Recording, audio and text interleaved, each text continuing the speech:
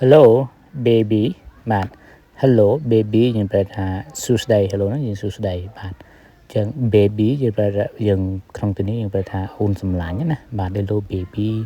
បាទបើសិនអាហ្នឹងគឺវាទៅតនឹងបរិបត្តិដែរបងប្អូនណាបាទបើសិនយើងប្រែជាមួយមនុស្សធំគឺអូនទៅបើទារកគឺយើងដាក់ថាទារកូនអញ្ចឹងទៅណាអូខេ how are you បាទ how are you បាទ how are you យើងប្រែថាតើអ្នកសុខសប្បាយទេបាទតើអ្នកសុខសប្បាយជាទេអញ្ចឹងណាបាទសុខសប្បាយអត់អូខេ how are you អូខេបន្តទៀត I miss you I miss you បាទ I miss you មានន័យថាខ្ញុំនឹកអ្នក I miss you ខ្ញុំនឹកអ្នកបាទ I miss you បាទអញ្ចឹង I miss you មានន័យថាខ្ញុំនឹកអ្នកអូខេបន្តទៀតបាទ I love you អ្នកខ្លះអានថា I love you បាទ I love you បាទខ្ញុំស្រឡាញ់អ្នកបាទខ្ញុំស្រឡាញ់អ្នកបាទ I love you អូខេ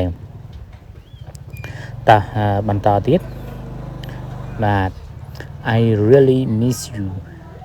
I really miss you បាទមានន័យថាខ្ញុំនឹកអ្នកមែនតើបាទខ្ញុំពិតជានឹកអ្នកណាស់អញ្ចឹងណាបាទមានន័យថាខ្ញុំពិតជានឹកអ្នកណាស់អូខេ I really miss you I really miss you អូខេ I miss you so much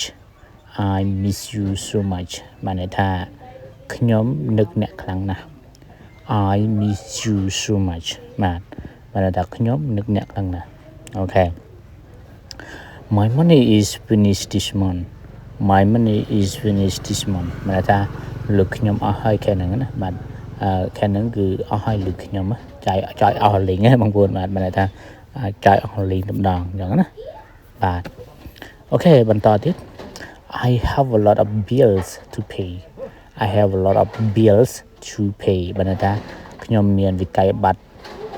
ត្រូវការចំណាយអញ្ចឹងណាបាទឬក៏ស្មើនឹងពាក្យថាខ្ញុំចំណាយច្រើនណាស់ខែហ្នឹងណាស្មើនឹងពាក្យថាខ្ញុំចំណាយច្រើនណាស់ហ្នឹងទៅបាទ Okay I have many expenses I have many expenses មានន័យថាខ្ញុំចំណាយច្រើនណាស់បាទចំណាយច្រើនដូចគ្នាដែរបាទថ្លៃលើចំណាយថ្លៃទឹកថ្លៃម្ហូបថ្លៃផ្ទះបាទអញ្ចឹងយើងនិយាយថា I have many expenses Okay can you send me some money Can you send me some money បាទតើអ្នកអាចផ្ញើលុយមកខ្ញុំខ្លះបានទេ Can you send me some money តើអ្នកអាចផ្ញើលុយមកខ្ញុំខ្លះបានទេបាទអញ្ចឹងផ្ញើលុយបាទហ្នឹងគឺផ្ញើលុយ send me ផ្ញើលុយអូខេបន្តទៀត Please send me some money Please send me some money បាទសូមផ្ញើលុយមកខ្ញុំខ្លះបាទសូមផ្ញើលុយមកខ្ញុំបាទអញ្ចឹងណាយើងចង់និយាយថាសូមផ្ញើលុយមកខ្ញុំបាទ Please send me some money Okay 22 years old I have $200 បាទ 22 years old I have $200 អាយុ22ឆ្នាំខ្ញុំមានលុយ$200បាទ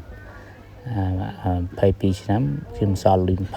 ខ្ញុំសល់លុយ$200អូខេសម្រាប់បងប្អូនអរគ្នាចង់បានសៀវភៅភាសាអង់គ្លេសយកទៅរៀននៅខ្លួនឯងមានបកប្រែខ្មែរស៊ីងខ្មែរបាទស្រួលរៀនស្រួលថាតាមអញ្ចឹងបងប្អូនបាទ